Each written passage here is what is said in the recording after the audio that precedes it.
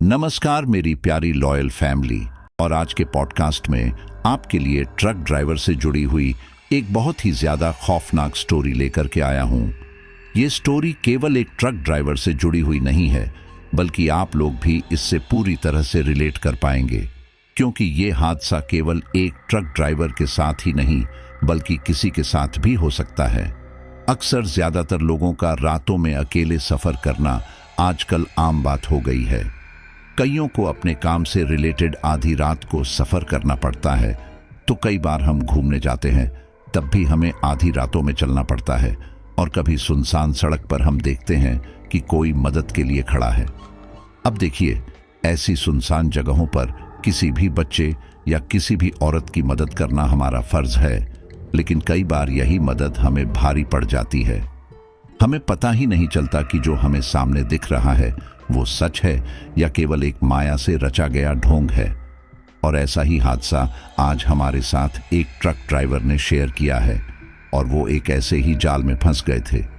उन्हें पता ही नहीं चला कि जिस शख्स की वो मदद करने जा रहे हैं वह एक भयानक एंटिटी हो सकती है, जो उसके पूरे परिवार को तबाह कर सकती है, और आखिर में हुआ भी यही।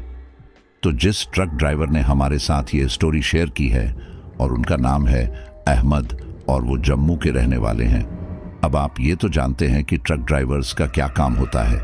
वो हमारे देश के अंदर एक जगह से दूसरे जगह पर माल की ढुलाई करते हैं, और कई बार उनको रातों को सफ़र करना पड़ता है। तो एक बार अहमद भी ऐसे ही अपने काम से गुजर रहे थे, और उनका सामना एक ऐसी भयावह घटना से हो जाता है जिसका उन्हें अंदाज़ा भी नहीं था। उस समय तो उन्होंने उस घटना पर इतना ज़्यादा ध्यान नहीं दिया, लेकिन वहीं पर उन्होंने एक बहुत बड़ी गलती कर दी। वो अपने साथ अपने घर पर एक बहुत ही बड़ी मुसीबत लेकर के पहुंच गए, और वो मुसीबत ऐसी थी कि वो उनके घर से निकलना ही नहीं चाहती थी। और वो जो भी भयानक एंटिटी थी उसको समझने में उन्हें काफ़ी समय लग गया। जब उनके घर से 2 जवान मौतें हो गई, तब जाकर उन्हें उस चीज़ पर शक होना शुरू हुआ, और उसके बाद उनके सामने जो सच्चाई आई उसे मानने के लिए उनका दिल तैयार ही नहीं था। तो कहानी बहुत ही ज़्यादा इंटरेस्टिंग रहने वाली है। तो मैं कहूँगा कि इस कहानी को मिस करने की गलती बिल्कुल भी मत करना। और कहानी को शुरू करें उससे पहले आपसे यही कहूँगा कि हम आपके लिए इतनी मेहनत से कमाल की स्टोरीज़ लेकर आते हैं, लेकिन काफ़ी लोग अभी तक भी हमारी फैमिली के मेंबर नहीं बनी है। तो चैनल को सब्सक्राइब करके इस रिश्ते की गांठ को मजबूत कर लीजिए, ताकि हर रोज़ आपको बेहतरीन से बेहतरीन कहानियां मैं दे सकूं। और हाँ, जितने भी लोग कहानी सुन रहे हैं वो अपना प्यारा सा कमेंट ज़रूर कर दें। तो चलिए स्टोरी को आज अहमद के पर्सपेक्टिव से ही सुनते हैं। अस्सलाम वालेकुम साथियों, मेरा नाम अहमद है और मैं जम्मू का रहने वाला हूँ। पेशे से मैं एक ट्रक ड्राइवर हूँ। ट्रक ड्राइविंग में मेरे काफ़ी सारे दोस्त रहे हैं। वे लोग मुझसे अपने अनुभव साझा करते रहते हैं। उन अनुभवों में भूत प्रेत के अनुभव भी शामिल होते हैं, लेकिन मैं इन सब बातों में विश्वास नहीं करता था। लेकिन आज से लगभग 5 साल पहले मेरे साथ एक ऐसी घटना हुई जिसने मेरी इस सोच को बदल कर रख दिया कि भूत प्रेत जैसी कोई चीज़ नहीं होती है। मेरे परिवार में मेरी भाभी हैं, उनकी 3 लड़कियां हैं, लेकिन मेरे बड़े भाई का देहांत हो चुका है, इसलिए उनका सारा जिम्मा मेरे ऊपर ही है।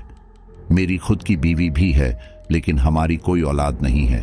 आज मैं 45 साल का हूँ और आज भी मेरी कोई औलाद नहीं है। सभी ने कहा कि मैं बच्चे गोद ले लूँ, लेकिन मैंने अपनी भाभी के बच्चों को ही अपने बच्चे बना लिया है। आज जो घटना मैं आपको बताने जा रहा हूँ ये लगभग 5 साल पहले घटी थी। मैं उड़ीसा से वापस जम्मू के लिए लौट रहा था। इस बार मुझे थोड़े ज़्यादा पैसे मिले थे, इसीलिए मैं घर जाते हुए बहुत खुश था। मैं हमेशा की तरह ही ड्राइविंग कर रहा था। जहां मुझे रुकना था वहां रुक रहा था, और जहां सफ़र करना था सफ़र कर रहा था। मुझे आज भी वो रात अच्छे से याद है। जनवरी की सर्द रातें थी। वह रात शांत और गहरी थी। वक्त धीमे धीमे बीत रहा था। कोहरे ने अपनी चादर से रात को ढक लिया था। रात लगभग 1 बजे का समय रहा होगा। हर तरफ धुंध ही धुंध थी। कुछ भी साफ नजर नहीं आ रहा था, जिसके चलते मुझे अपने ट्रक की स्पीड को धीमा करना पड़ा। मैं अंबाला जगाधरी राजमार्ग पर चल रहा था। अचानक मेरी नजर एक एक्सीडेंट हुई कार पर पड़ती है। कार की हालत काफी बुरी थी। मैं ट्रक से बाहर उतरा और देखा तो आसपास कोई भी नहीं था। मैं उस कार के पास गया तो देखा कि उसमें एक आदमी बेहोशी की हालत में पड़ा है। कार थोड़ी सी खाई की तरफ झुकी हुई थी। पहले मैंने सोचा कि उस आदमी को निकाल लेता हूं, फिर मुझे लगा कि कहीं ऐसा ना हो कि कार को मात्र छूने से ही कार नीचे गिर जाए, इसलिए मैंने रिस्क लेना सही नहीं समझा।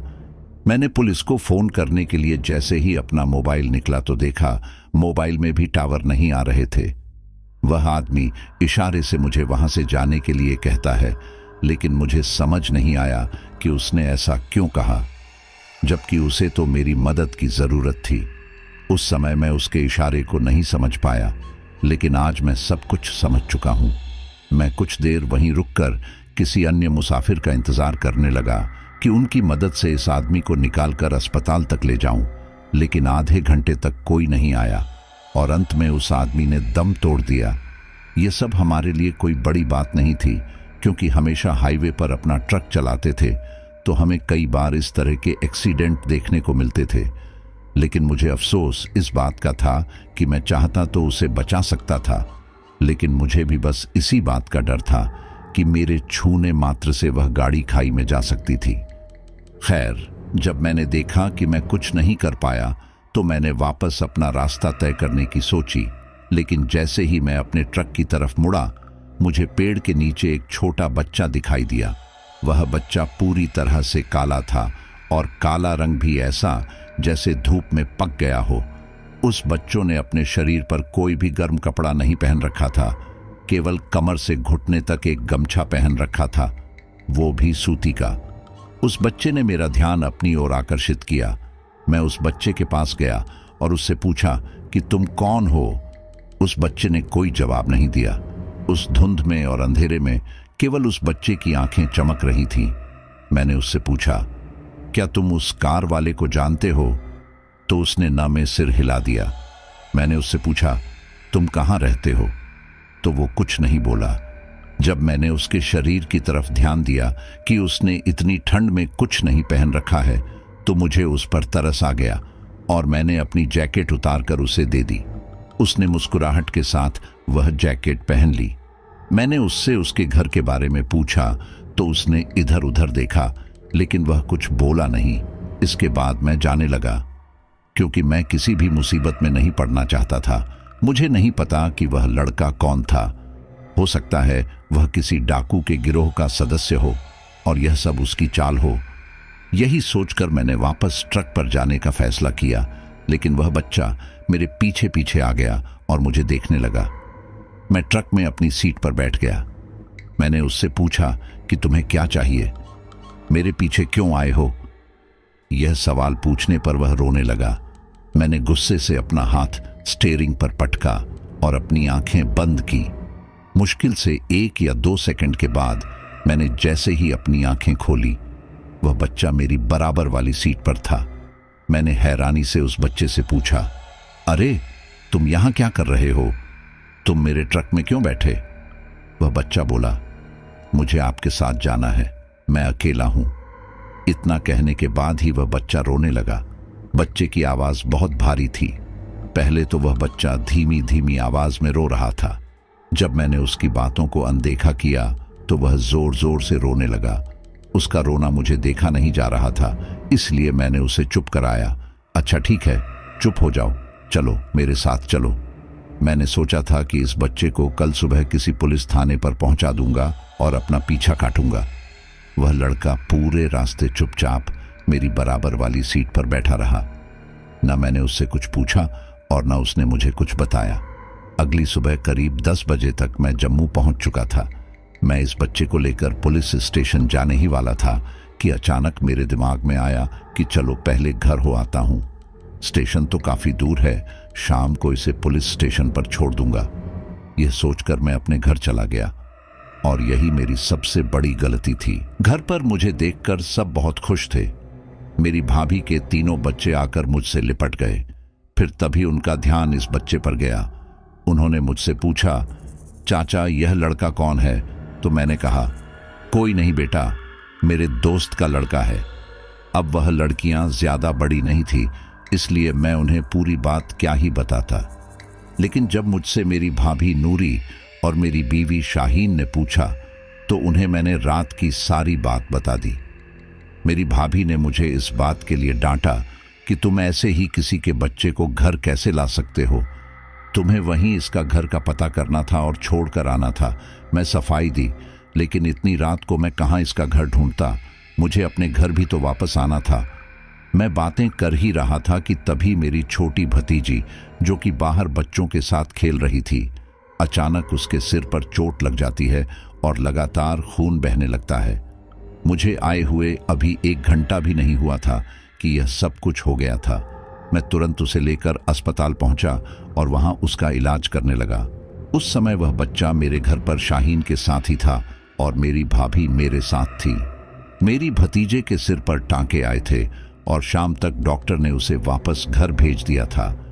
जब मैं घर पहुंचा तो मैंने पाया कि शाहीन उस बच्चे से काफी घुल मिल गई है। थोड़ी देर आराम करने के बाद मैंने उस बच्चे से कहा, चलो मैं तुम्हें तुम्हारे घर छोड़ आता हूं, तो वह मना करने लगा।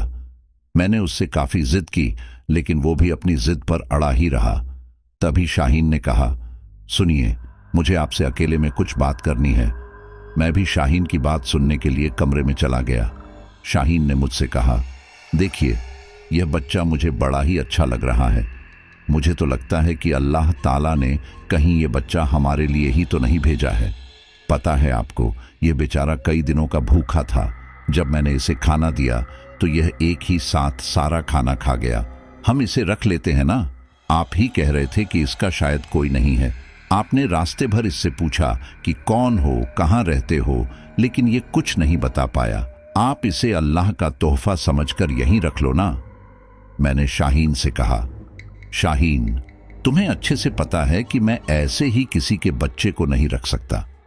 मैंने इतने सालों बाद आज भी किसी बच्चे को गोद नहीं लिया, जबकि हमारे तमाम रिश्तेदार हमें बच्चा देने के लिए तैयार थे, लेकिन फिर भी मैंने नहीं लिया। तो तुम इस लड़के के लिए कैसे कह सकती हो? मैं तो जानता भी नहीं हूं ये आखिर है कौन। शाहीन गुस्से में कहती है, बस आपने तो जो बात कह दी वो पत्थर की लकीर है। आपको तो बस अपनी पड़ी रहती है कि बच्चा अपना हो। अपना अपना ही होता है। भला यह भी कोई बात है? बच्चे किसी का भी हो, बच्चा बच्चा होता है। मैंने शाहीन को समझाया, बच्चे तो हैं, घर पर भाभी के 3 बच्चे हमारे ही तो बच्चे हैं। शाहीन फिर गुस्से में बोली, हाँ मानती हूं हमारे ही है, लेकिन मेरे तो नहीं है ना। मुझे मेरा चाहिए, एक ऐसा बच्चा जो मुझे माँ कहे।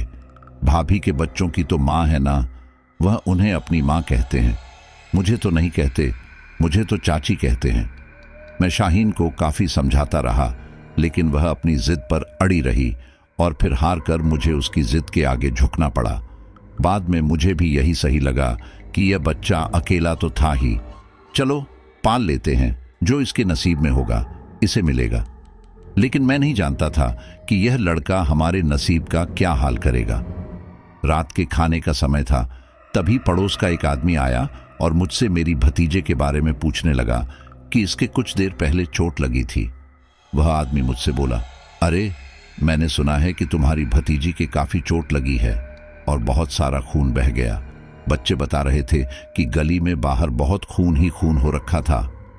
मैंने कहा, हाँ भाई साहब, बच्चे खेलते खेलते ऐसे ही करते हैं। तभी मेरी बड़ी भतीजी कहती है, अरे अंकल, अब तो कोई खून नहीं है, सारा खून कुत्तों ने साफ कर लिया। यह सुनकर मैं हंसने लगा और कहने लगा, अरे सफिया, कुत्तों ने खून पी लिया।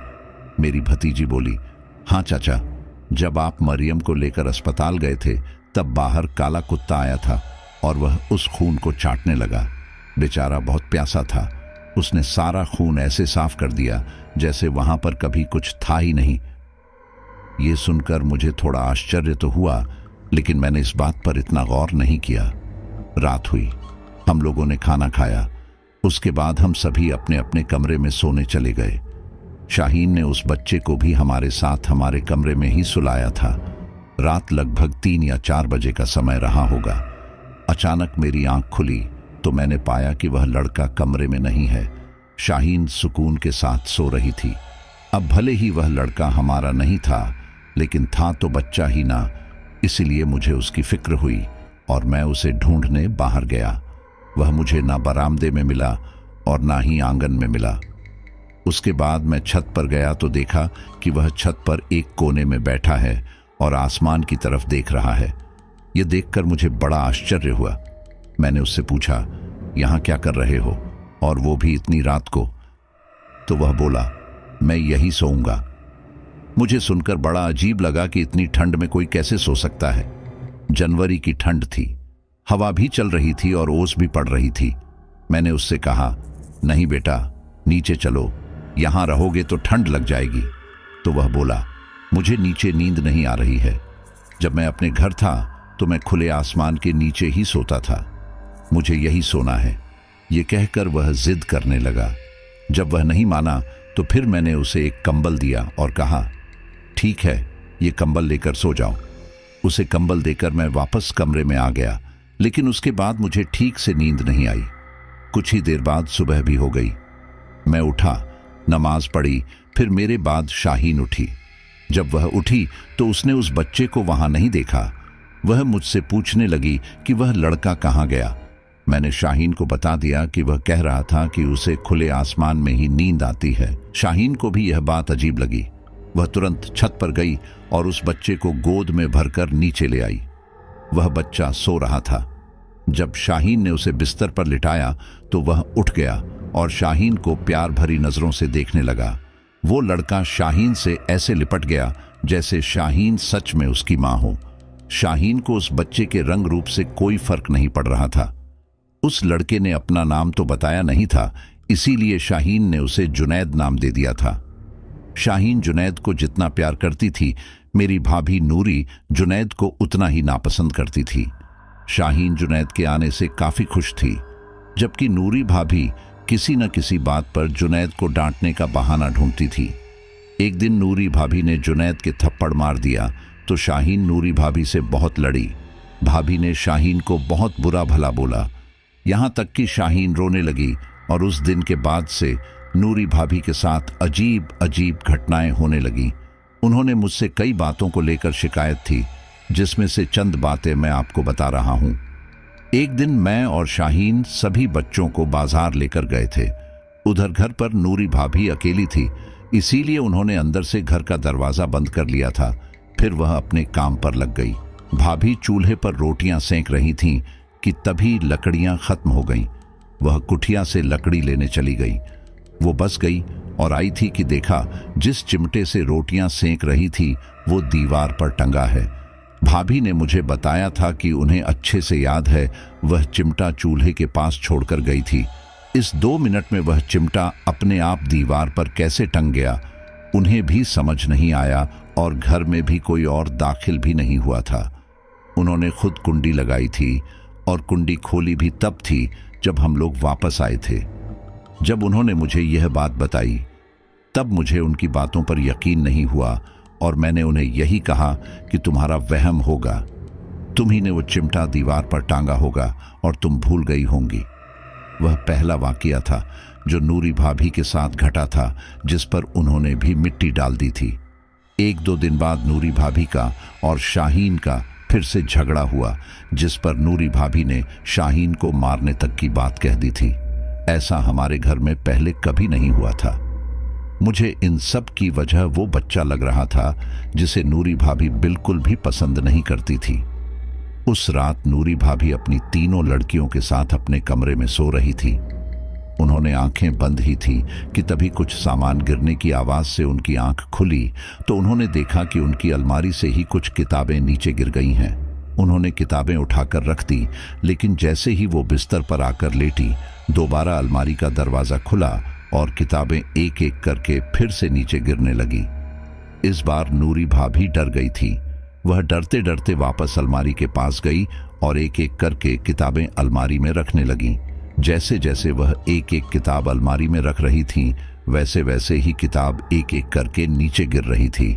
इस घटना से मेरी भाभी घबरा गई थी और भागकर आंगन में चली गई। उन्होंने मुझे आवाज लगाई और सारी बात बताई। जब मैं उनके कमरे में गया तो देखा कि सब कुछ सामान्य है।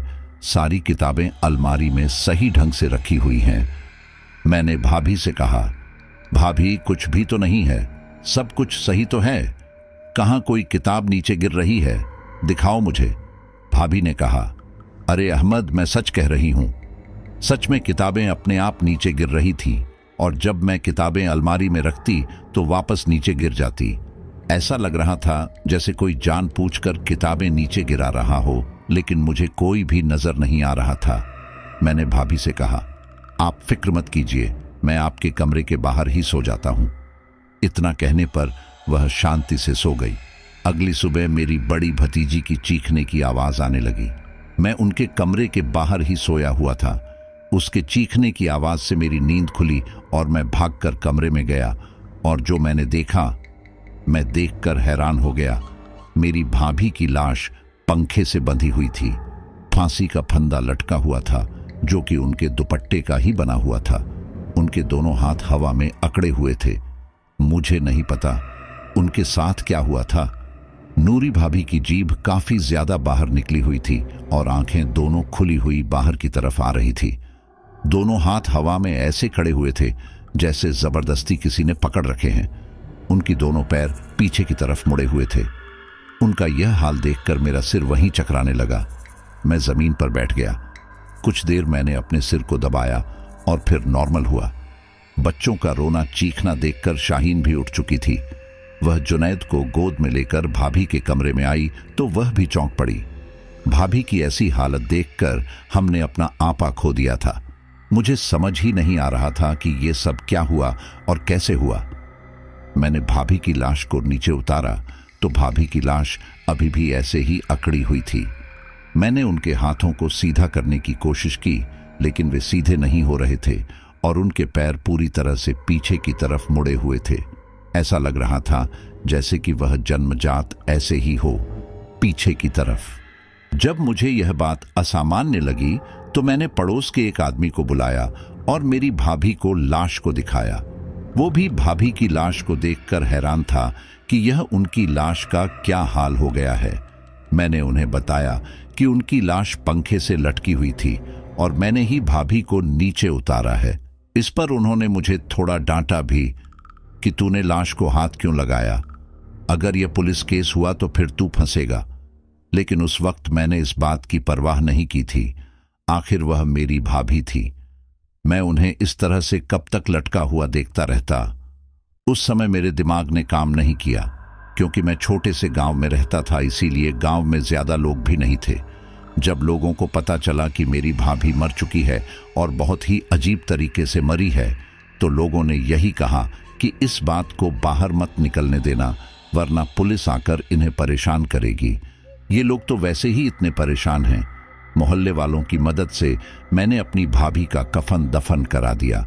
मेरे मोहल्ले के लोग बार बार मुझसे यही सवाल कर रहे थे कि आखिर नूरी को क्या हुआ था, उसकी ऐसी हालत किसने कर दी।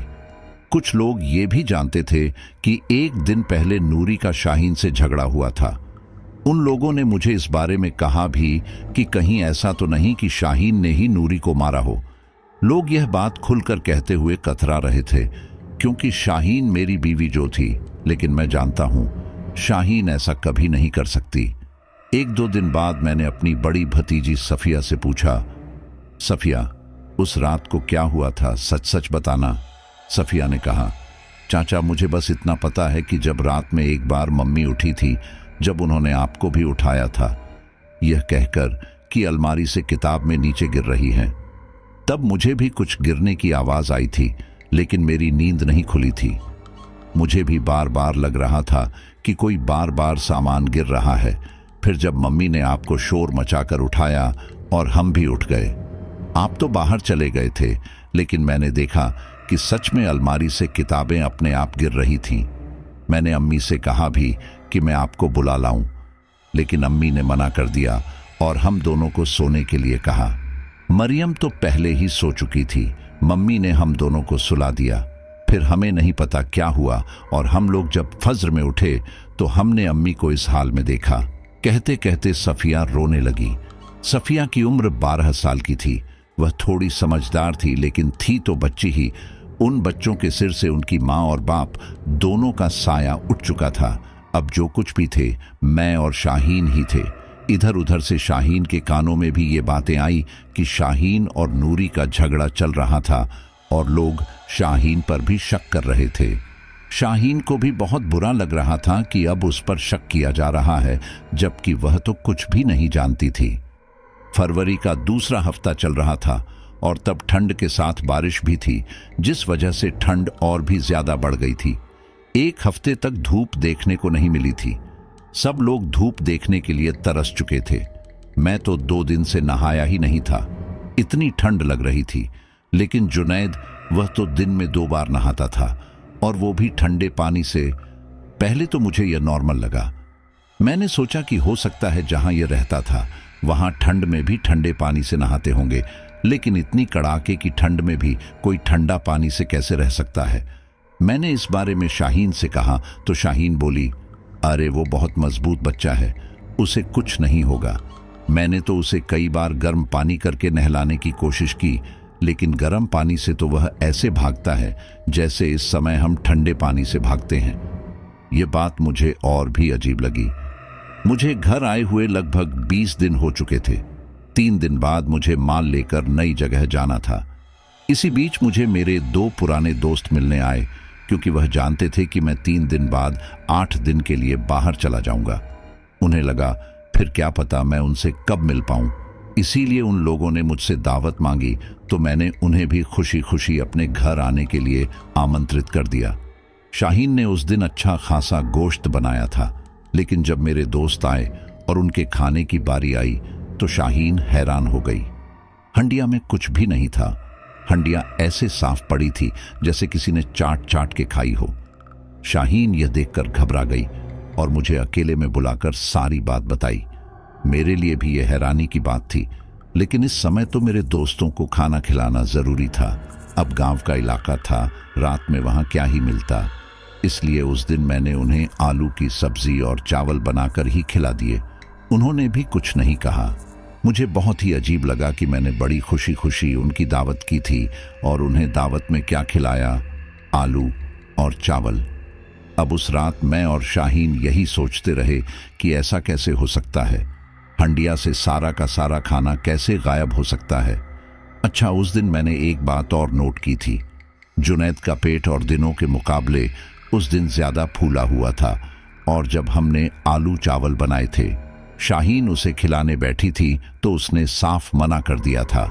ना चाहते हुए भी पता नहीं क्यों मेरा मन उसकी तरफ इशारा कर रहा था कि कहीं हंडिया जुनैद ने ही तो नहीं खाई है, लेकिन दूसरी तरफ मेरा दिमाग इस बात को मानने के लिए तैयार नहीं था, क्योंकि वह एक 4 साल का बच्चा था। वह इतनी बड़ी हंडिया कैसे खा सकता था। मेरी भाभी को खत्म हुए अभी 15 ही दिन हुए थे और 2 दिन बाद मैं जाने वाला था कि इसी बीच मेरे साथ एक घटना और हो गई। एक दिन मेरी बड़ी भतीजी सफिया जुनैद को शैतानी करता देख उसे डांटना लगी। शाहीन ने जब सफिया को देखा तो शाहीन सफिया पर भी गुस्सा करने लगी और कहने लगी, तू भी तेरी माँ की बोली बोल रही है। जैसे माँ मेरे बच्चे के पीछे पड़ी थी, वैसे ही बेटी मेरे बच्चे के पीछे पड़ी है। शाहीन की इस बात का सफिया को बुरा लगा और वह भी अपनी चाची से तू मैं करने लगी। ये देखकर जुनैद गुस्से से सफिया को घूर रहा था। उसकी आंखें धीरे धीरे लाल होने लगी थी। मैं तख्त पर बैठा हुआ शाहीन को बार बार चुप करा रहा था, लेकिन वो मेरी एक नहीं सुन रही थी। मैं सफिया को भी चुप करा रहा था, वो भी मेरी नहीं सुन रही थी। मैं एक नज़र दोनों को झगड़ा करते हुए देखता, फिर एक नज़र जुनैद को देखता। जुनैद लगातार सफिया को गुस्से से घूर रहा था। उस समय जुनैद के हाथ में एक चाय का गिलास था। वह सफिया को देखते देखते इतना ज्यादा गुस्सा होने लगा कि उसने उस गिलास को पिचका दिया। यह मेरे लिए सबसे बड़ी हैरानी की बात थी कि उस 4 साल के बच्चे में इतनी ताकत कहां से आ गई। उस समय तो मैं सफिया और शाहीन के झगड़े को भूल ही गया था। मैं बस जुनैद को देखता रह गया। जैसे ही जुनैद ने वह गिलास पिचकाकर नीचे फेंका, मैंने तुरंत गिलास उठाकर देखा। यकीन नहीं मानोगे, मैं अपने हाथों की ताकत से उस गिलास को दोबारा सीधा नहीं कर पाया। आखिर उस बच्चे में इतनी ताकत कैसे आई? अब मेरे दिमाग में शक पैदा होने लगा था कि ये आम इंसान नहीं है, जरूर कुछ तो गड़बड़ है। इससे पहले कि मैं कुछ और सोच पाता या कुछ कर पाता, उससे पहले ही उसी रात को मेरी छोटी भतीजी मरियम रोते हुए अपने कमरे से भागकर मेरे पास आई और बोली, चाचा चाचा जल्दी चलो, कमरे में जल्दी चलो, देखो ना सफिया आप ही को क्या हुआ है। उसे समय मैं और शाहीन कुछ बातें कर रहे थे। जुनैद हमारे पास नहीं था और मैंने काफी देर से जुनैद को घर में नहीं देखा था। मरियम के कहने पर मैं और शाहीन जल्दी से सफिया के पास गए। वहां जो साफिया के साथ हो रहा था उसे देखकर हम हैरान हो गए। पहली नजर में तो समझ ही नहीं आया कि आखिर ये हो क्या रहा है। सफिया बेड पर उल्टी सिर के बल खड़ी थी, वो भी बिना किसी सहारे के। उसके हाथ पैर ठीक वैसे ही अकड़ने लगे थे जैसे उसकी मां नूरी की अकड़ रहे थे। सफिया अजीब ओ गरीब आवाज निकाल रही थी। ऐसे लग रहा था जैसे कोई दो लोग बोल रहे हों। वो क्या कह रही थी कुछ समझ नहीं आ रहा था। वह कुछ अलग ही भाषा में बड़बड़ा रही थी। जब मैं कमरे में गया था तो वो उल्टी खड़ी थी और मुझे देखकर वह धीरे धीरे अकड़ने लगी। उसकी आंखों की कठपुतलियां अपने आप ऊपर जाने लगी। मुझे ये सब नॉर्मल नहीं लग रहा था। मैंने सफिया को पकड़कर सीधा करना चाहा, लेकिन ऐसा लग रहा था जैसे कोई अदृश्य शक्तियां उसे पकड़ी हुई है जो कि मुझसे भी ज्यादा ताकतवर है। हालांकि मुझे कुछ भी नजर नहीं आ रहा था। मैंने शाहीन को बुलाया और उसकी मदद ली, लेकिन हम दोनों मिलकर भी सफिया को सीधा नहीं कर पा रहे थे।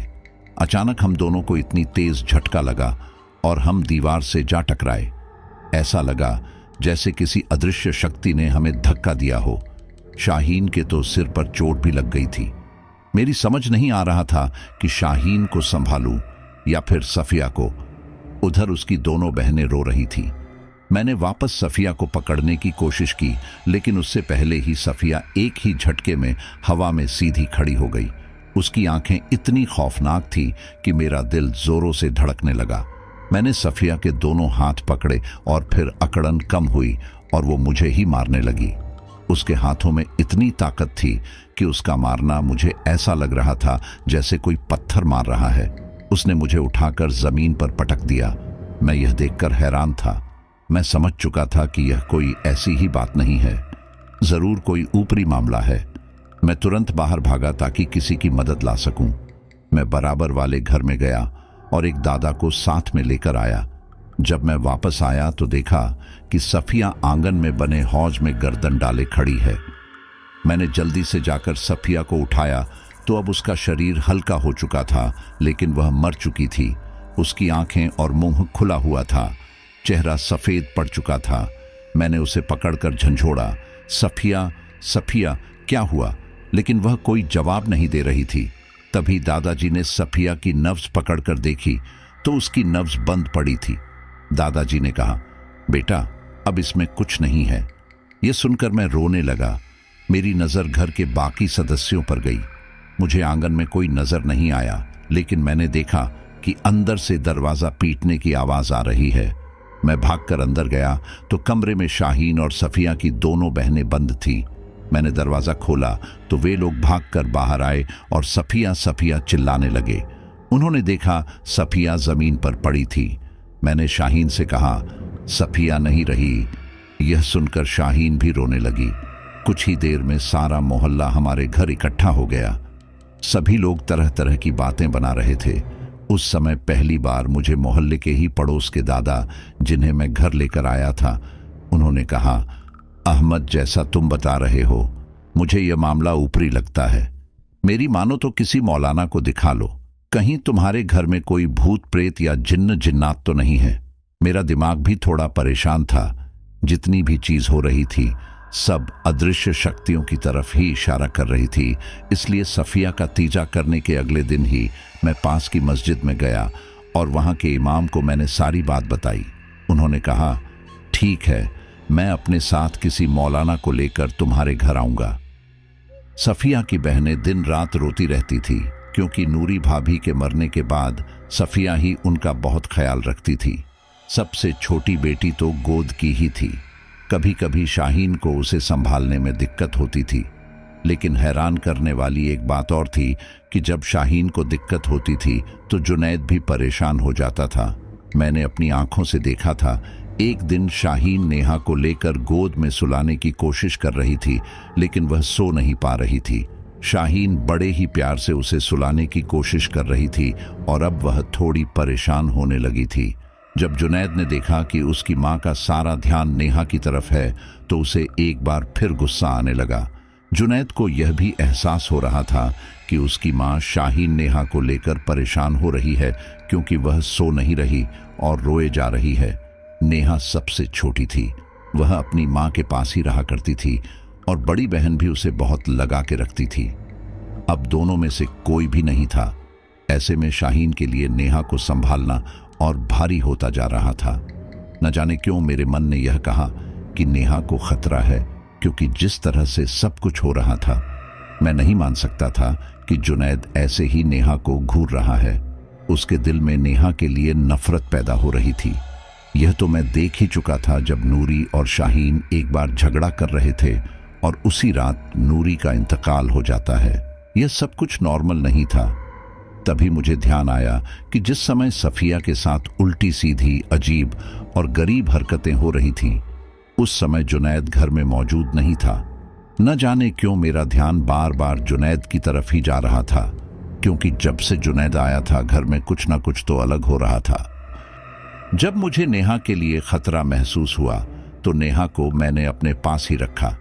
न मैंने उसे शाहीन को दिया और ना ही जुनैद के आसपास भटकने दिया। बस मैं अगले दिन का इंतजार कर रहा था कि जल्दी से मौलाना साहब आए और कोई हल बताएं।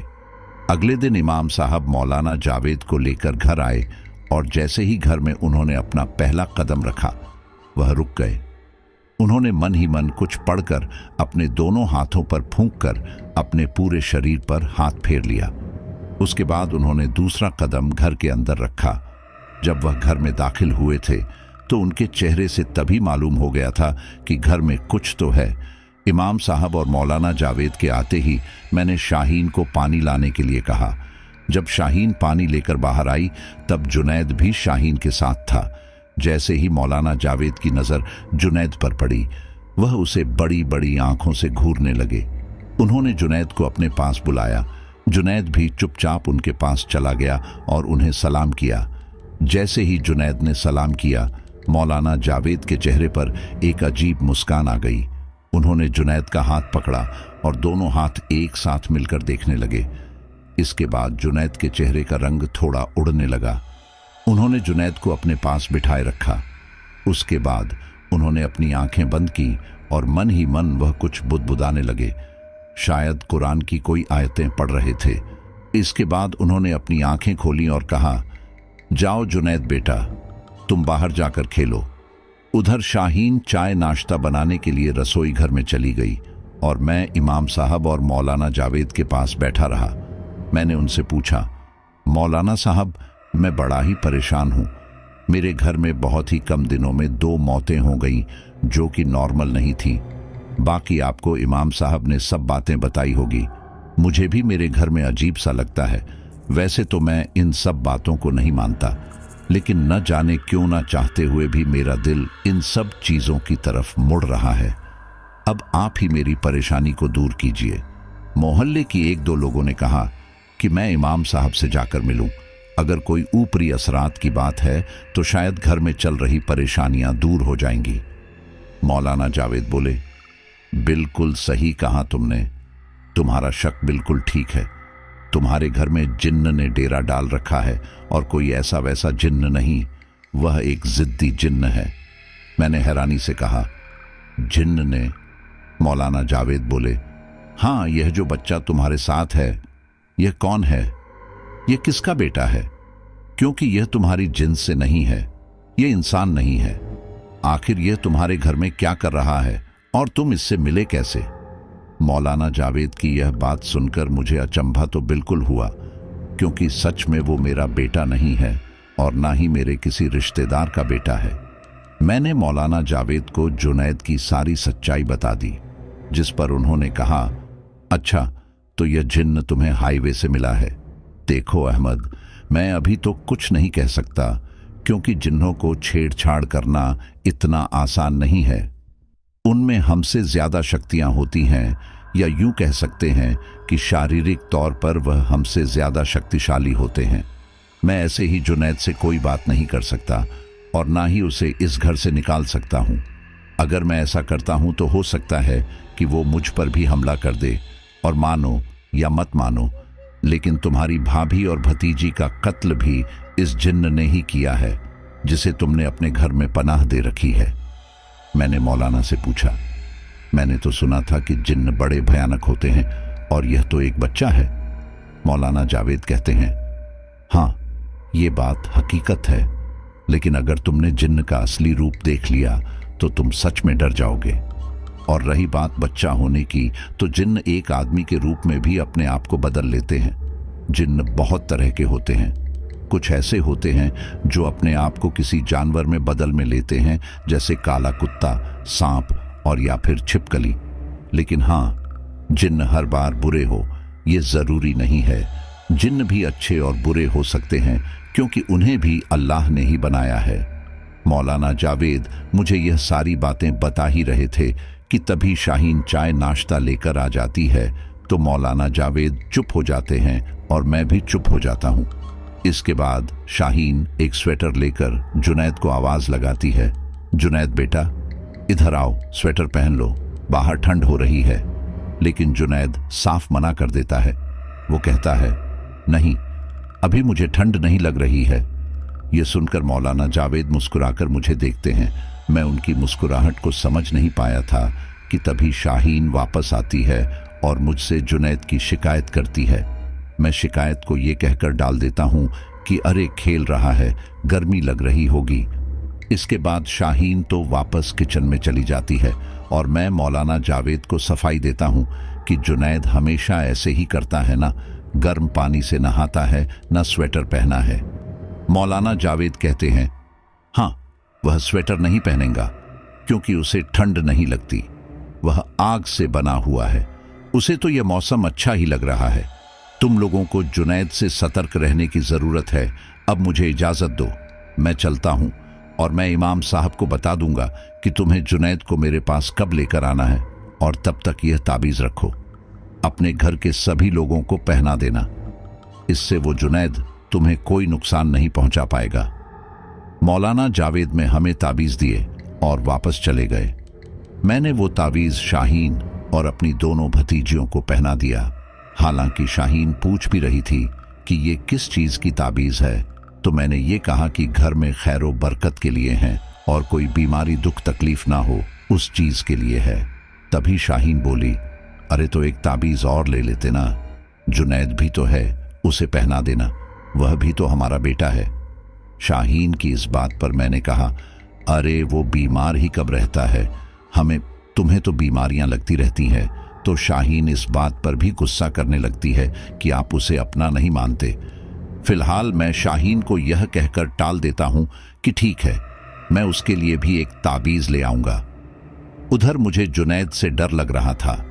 हालांकि मैंने उसे अभी तक किसी भयानक जिन्न के रूप में नहीं देखा था, लेकिन जब मैं अपने साथ हुई घटनाओं को याद करता था तो मुझे उससे डर लगने लगता था।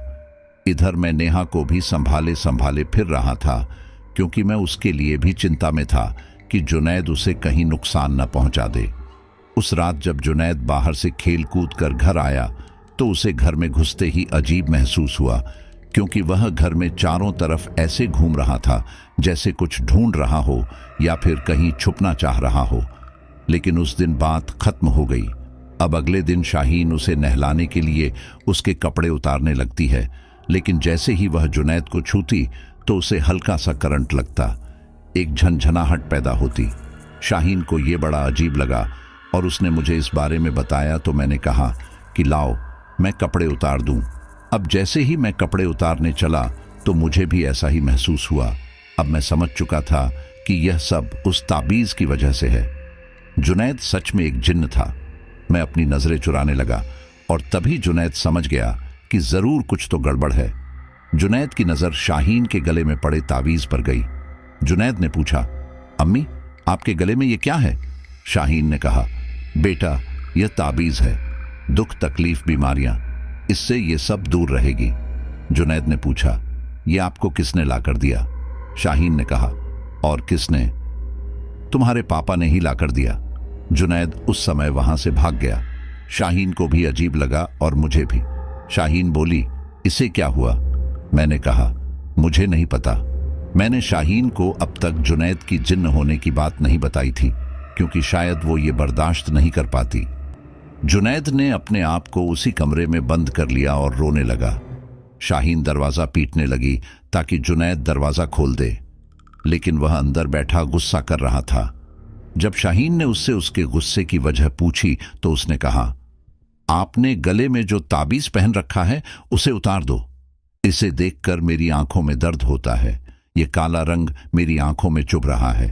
ये सुनकर मैंने तुरंत शाहीन से हल्के से कहा, नहीं शाहीन, तुम ऐसा मत करना, ये तावीज मत उतारना। शाहीन हैरानी से मेरी तरफ देखती है और कहती है, क्यों, क्या हो गया? ये हो क्या रहा है? वो कह रहा है कि उसे आंखों में तावीज चुभ रहा है। आप कह रहे हो कि ताबीज मत उतारना, आखिर ताबीज में है क्या? शाहीन उस ताबीज को छू कर देखने लगती है। अब ना चाहते हुए भी मुझे शाहीन को जुनैद का सच बताना पड़ता है। मैंने शाहीन से कहा, देखो शाहीन, तुम ताबीज को मत उतारना, मैं तुम्हें सारी बात बताता हूं, तुम मेरे साथ बाहर आओ। मैं शाहीन को आंगन में ले गया और मौलाना जावेद की वे सारी बातें शाहीन को बताने लगा, जिस पर शाहीन को बिल्कुल भी विश्वास नहीं हुआ। वो गुस्से में बोली, क्या आपका दिमाग खराब हो रहा है? आप इतने छोटे बच्चे पर जिन्न होने का इल्जाम लगा रहे हो और दो कत्ल करने का इल्जाम लगा रहे हो। आप ऐसा कह भी कैसे सकते हैं? आपको शर्म नहीं आती? मुझे पता है कि आप जुनैद को पसंद नहीं करते थे और ना ही उसे घर में रखना चाहते थे, लेकिन इसका मतलब यह तो नहीं है कि आप उस पर उल्टे सीधे इल्जाम लगाओ। मैंने शाहीन को बड़े ही प्यार से समझाया, ऐसी कोई बात नहीं है, मैं उस पर कोई झूठे इल्जाम नहीं लग रहा। मैंने शाहीन को हर घटना को जुनैद से जोड़कर बताया, लेकिन वह समझने को तैयार ही नहीं थी। ऐसे लग रहा था जैसे जुनैद ने शाहीन पर कोई जादू कर दिया हो। उस वक्त शाहीन मुझसे बिना सिर पैर की बातें करने लगी। उसे मुझसे ज्यादा वह जुनैद अच्छा लग रहा था। जुनैद कुछ दिनों से हमारे घर पर था। मैं नहीं जानता कि उसने शाहीन को अपने वश में कैसे कर लिया कि शाहीन बस उसी की बात मानती थी। दिन रात जुनैद जुनैद करती रहती थी, जबकि वह तो हमारा खुद का बेटा था भी नहीं। उस समय जुनैद को लेकर मेरे और शाहीन के बीच में बहस छिड़ गई। मैं उसे बार बार समझा रहा था कि जुनैद एक लड़का नहीं बल्कि एक जिन्न है, लेकिन शाहीन बार बार इस बात को नकार रही थी। उधर जुनैद कमरे में लगातार रो रहा था। शाहीन को यह बर्दाश्त नहीं हुआ। शाहीन वापस जुनैद के पास गई और दरवाज़ा खोलने की गुहार लगाई। जुनैद ने एक बार फिर कहा कि उसे वह ताबीज़ अच्छा नहीं लग रहा है, उसकी आंखों में चुभ रहा है। जुनैद ने शाहीन से कहा, अगर आप मेरी अम्मी हैं तो आप इस ताबीज़ को उतार दीजिए, वरना मैं आपसे कभी बात नहीं करूंगा और यहाँ से हमेशा के लिए चला जाऊंगा। यह सुनकर शाहीन ने जल्दी से वो ताबीज़ उतार दिया और जुनैद को आवाज़ लगाई, बेटा अब तो दरवाज़ा खोल दो। देखो, मैंने वह ताबीज़ उतार कर फेंक दिया। यह सुनते ही जुनैद ने तुरंत दरवाज़ा खोल दिया। वह बाहर आकर मुझे देखकर मुस्कुराने लगा। अब उसकी मुस्कुराहट को देखकर मुझे गुस्सा आ रहा था, लेकिन मैं शांत था। मैं कोई भी रिस्क नहीं लेना चाहता था। मुझे डर था कि कहीं वह मेरे या फिर शाहीन के साथ कुछ गलत ना कर दे। वह दिन ऐसे ही कट गया। मैं रात को नेहा को लेकर बरामदे में सोया था और शाहीन जुनैद के साथ कमरे में सो रही थी। मैं बाहर तो सो रहा था, लेकिन मेरा सारा ध्यान शाहीन की तरफ था। मुझे अभी भी डर लग रहा था कि जुनैद शाहीन को कुछ कर न दे। मैं थोड़ी थोड़ी देर में दरवाजे के पास चक्कर लगा रहा था और बार बार कमरे में झांक रहा था। रात के करीब 2 बजे रहे होंगे। मेरी आंखों से नींद बहुत दूर थी। मैंने एक पल नेहा को देखा और फिर एक पल शाहीन को। मैं बहुत बेचैन हो रहा था। जो ताबीज़ शाहीन ने फेंक दिया था, मैंने उसे उठा लिया था। मैं तुरंत अंदर गया और शाहीन के गले में वह ताबीज़ डालने लगा, लेकिन तभी जुनैद और शाहीन दोनों की ही आंखें खुल गईं।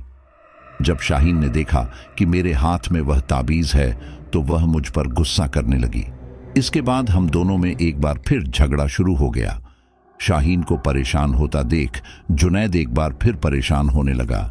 उसने मुझे मारने के लिए अपना हाथ उठाया, लेकिन मुझे छू नहीं सका। उसने 2-3 बार कोशिश की, लेकिन नाकामयाब रहा। गुस्से में जुनैद कमरे का सारा सामान फेंकने लगा। शाहीन जुनैद का ऐसा रूप देखकर हैरान थी। मैंने शाहीन से कहा, देखो शाहीन, मैंने कहा था ना कि इस लड़के में कुछ गड़बड़ है। ये लड़का नहीं है, ये जिन्न है। शाहीन बहुत ही गौर से जुनैद को देख रही थी। शायद वह मेरी बातों पर विश्वास कर रही थी। जुनैद को मुझ पर बहुत गुस्सा आ रहा था। उसने बिना देरी किए शाहीन का गला पकड़ लिया और दबाने लगा। वह मुझसे बोला, देख अहमद, इस तावीज़ को उतार दे, वरना मैं शाहीन को मार दूंगा। मैं शाहीन को बचाने की काफ़ी कोशिश कर रहा था, लेकिन जुनैद उसे छोड़ ही नहीं रहा था। वही जब मैं जुनैद को छूने जा रहा था तो मैं भी उसे छू नहीं पा रहा था। मेरे लिए मजबूरी की बात थी, इसलिए हार कर मुझे वह ताबीज़ अपने गले से उतारना पड़ा। और बस फिर क्या था, मेरे ताबीज़ उतारने की देरी थी। जुनैद ने मेरे ऊपर हमला कर दिया। 4 साल के बच्चे में इतनी ताकत थी कि उसने मुझे उठाकर 2-3 पटकियां दे दी थीं, जिससे मेरी हड्डियों में चोटें आई थीं। शाहीन को अब मेरी बात पर लगभग विश्वास हो चुका था। शाहीन यह बात समझ चुकी थी कि जुनैद जिन्न है, इसीलिए इसे इन तबीज़ों से दिक्कत हो रही है। मेरी जान खतरे में देख शाहीन तुरंत घर से बाहर भाग गई और इमाम साहब के पास जाकर उन्हें सारी बात बताई। इमाम साहब बिना देरी मौलाना साहब को घर ले आए। जब वे घर आए तो देखा कि मैं अपने कमरे में अधमरा पड़ा हूं। उस समय जुनैद कहाँ था मैं नहीं जानता, लेकिन वह मेरे सामने नहीं था। शाहीन ने मुझे पानी पिलाया और मेरी हालत दुरुस्त की। मौलाना जावेद ने मुझे जुनैद के बारे में पूछा तो मैं उनसे कहा कि मैं नहीं जानता कि वह कहाँ गया, लेकिन उसने मुझे बहुत मारा। इसके बाद मौलाना जावेद और इमाम साहब ने जुनैद को पूरे घर में ढूंढा। वह कहीं नहीं मिला। मौलाना जावेद ने कहा, अरे अब हम उसे कैसे ढूंढेंगे, हमारे लिए ये काम तो और मुश्किल हो गया। मौलाना जावेद ने इमाम साहब से एक कटोरे में थोड़ा पानी लाने के लिए कहा। इसके बाद उन्होंने कुरान की कुछ आयतें उस पानी पर दम की और वह पानी हम सभी को पिलाया। एक बार फिर मौलाना जावेद ने कहा, यह ताबीज़ पहन लो। मौलाना जावेद ने इमाम साहब से कहा, बाहर का मेन दरवाज़ा खोलकर अंदर आकर बैठ जाओ। इमाम साहब ने वैसे ही किया। हम सब बरामदे में बैठे हुए थे। मौलाना जावेद ने कुछ अगरबत्तियां जलाईं और ज़मीन पर बैठकर मन में कुछ ना कुछ पढ़ रहे थे। कुछ ही देर में हमने जुनैद को घर में घुसते हुए देखा। वह बहुत ही गुस्से में था। उसकी आंखें गुस्से से लाल हो रही थीं। मौलाना जावेद ने इमाम साहब को दरवाज़ा बंद करने का इशारा किया। इमाम साहब जल्दी से जाकर बाहर का दरवाज़ा बंद करके आए। मौलाना जावेद ने गुस्से में जुनैद से कहा, इधर आ। जुनैद गुस्से में मौलाना साहब के सामने आ गया। शाहीन की आंखों से बार बार आंसू निकल रहे थे, क्योंकि उसने ऐसा सपने में भी नहीं सोचा था। मौलाना जावेद ने जुनैद से पूछा, बता तू कौन है और यहाँ क्यों आया है। जुनैद अभी भी गुस्से में सबको देख रहा था, लेकिन उसने कोई जवाब नहीं दिया। मौलाना जावेद ने 2-3 बार पूछा तो बरामदे का सामान अपने आप एक एक कर गिरने लगा।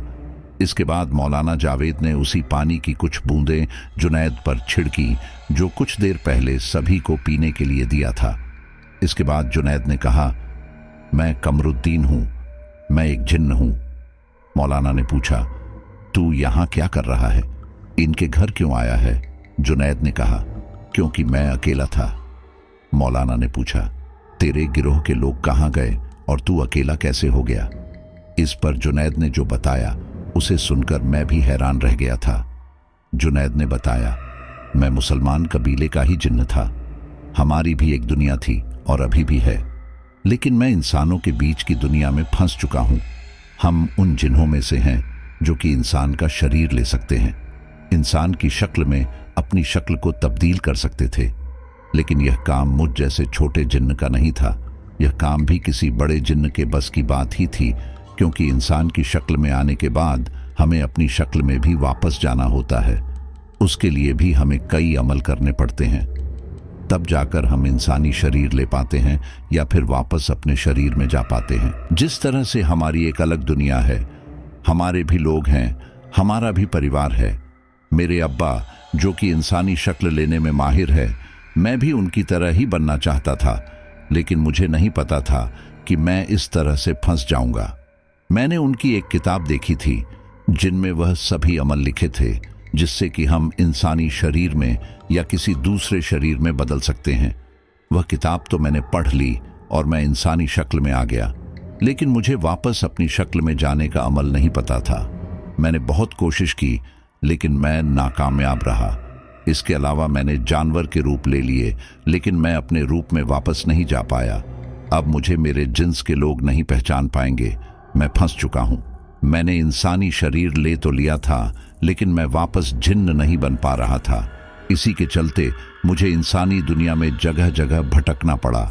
मैं जंगलों में भटकता रहा। जब मैं सड़कों पर आया तब मैं बहुत घबरा गया।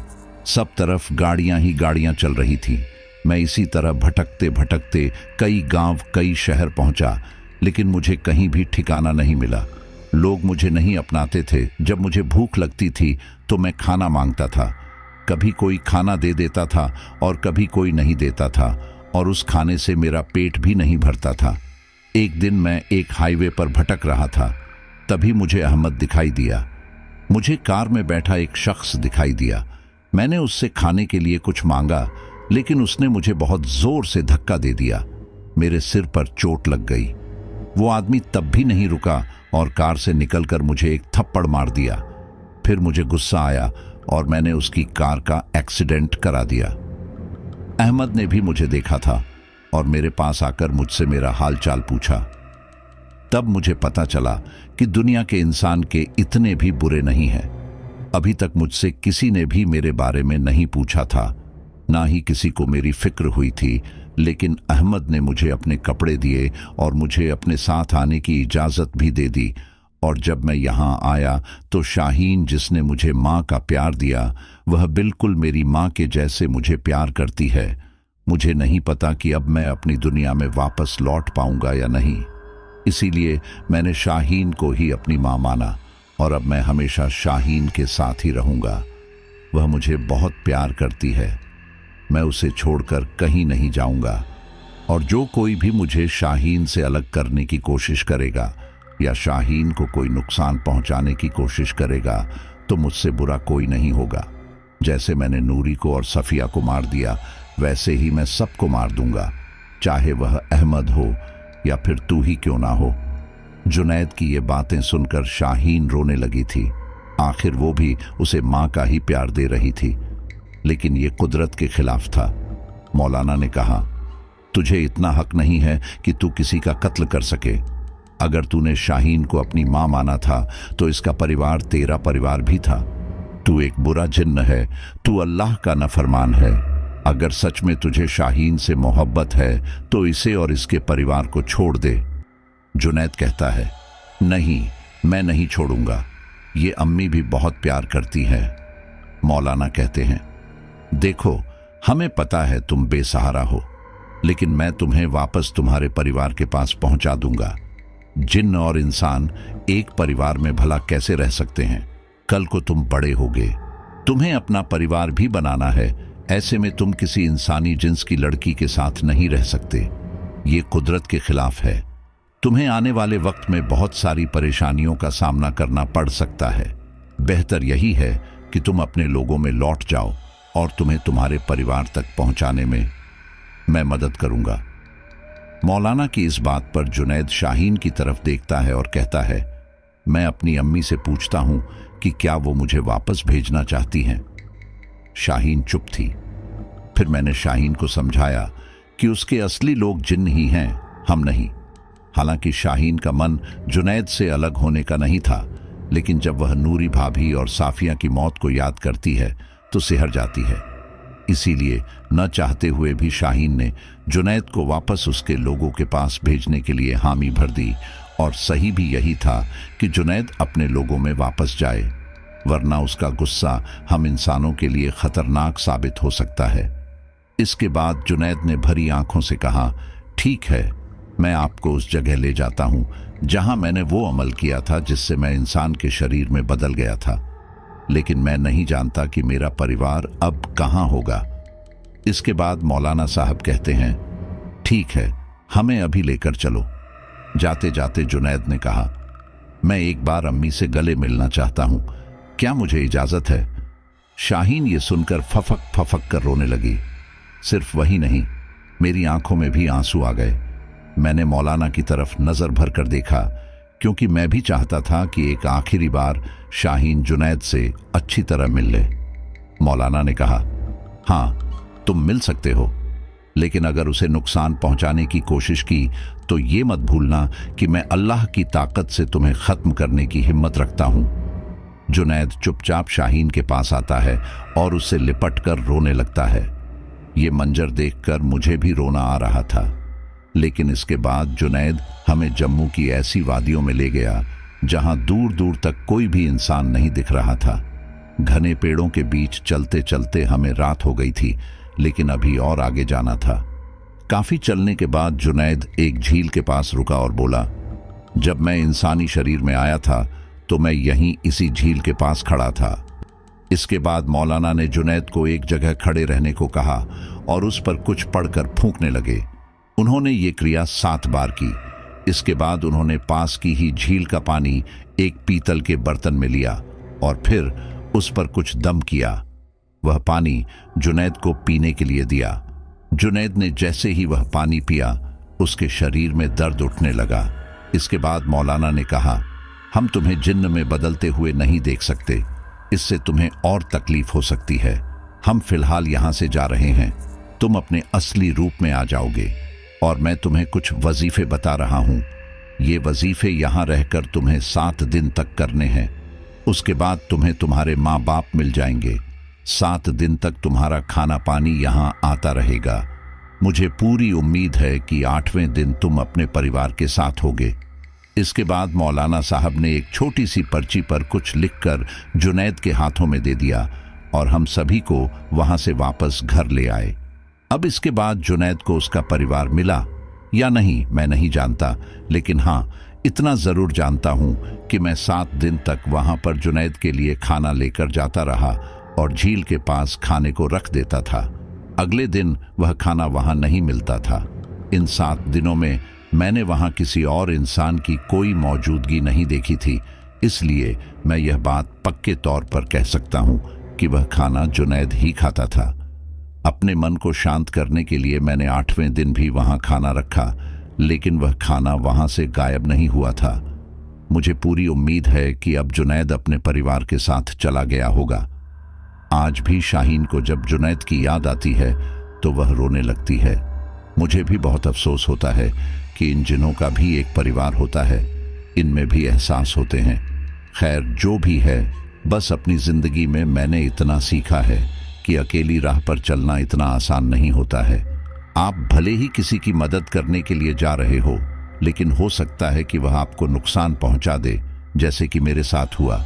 आज मैं अपनी भाभी की उन दोनों लड़कियों को पाल रहा हूं।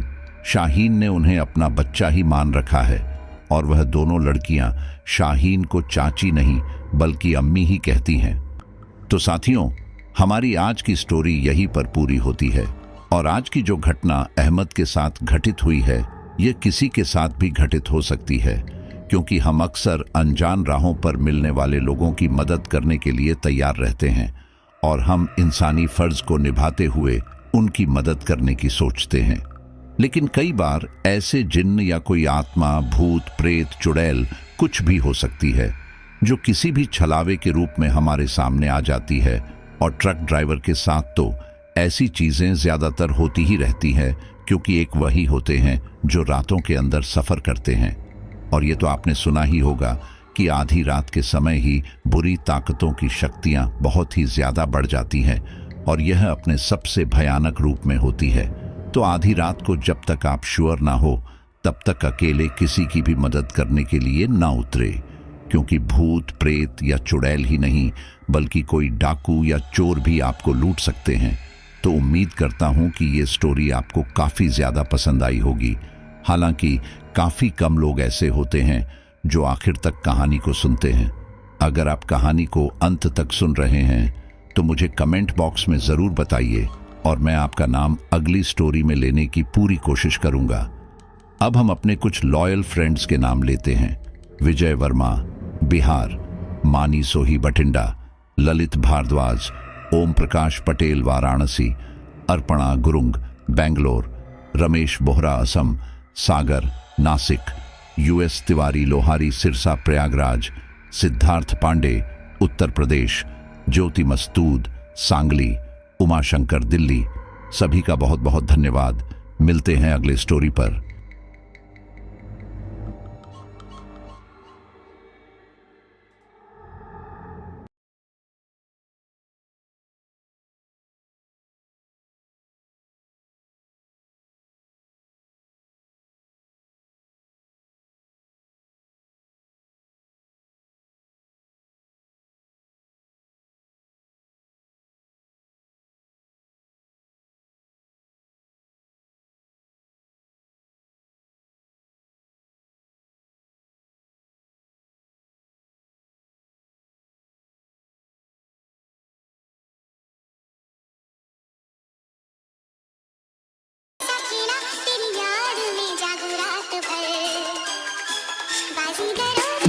La vuelta pa' allá, no tengo que